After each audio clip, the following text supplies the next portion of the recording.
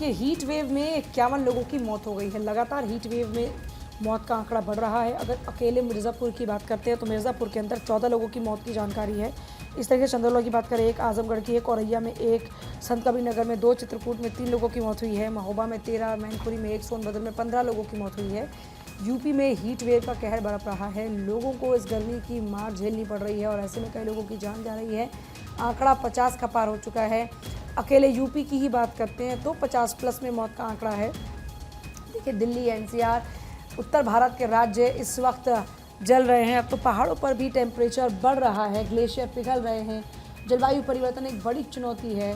Heat wave लोगों की जान ले रही है और बड़ी बात यह कि कल कई राज्यों में थोड़ी थोड़ी राहत मिली, लेकिन ये हीट वेव ने लोगों को परेशान कर दिया। लोग अपने घरों से बाहर निकल नहीं सकते। तापमान लगातार बढ़ता जा रहा है, कभी 49 तो कभी 50, कभी 48, इससे नीचे तापमान ही नहीं है।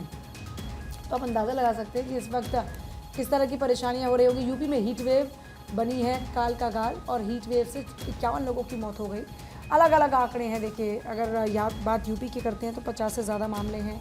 दिल्ली में भी मौतें हुई हैं। पूरे देश भर से अलग अलग इस तरीके से मौत के आंकड़े सामने आए हैं। इसलिए लोगों से बार बार ये अपील भी की जाती है कि हीट वेव से बचें। अगर ज़रूरत नहीं है तो दोपहर में घरों से बाहर ना निकलें।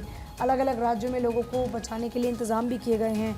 जैसे देखिए यूपी की ही बात करते हैं तो ये किया गया था कि जो मज़दूर हैं उनकी टाइमिंग्स में बदलाव किया गया।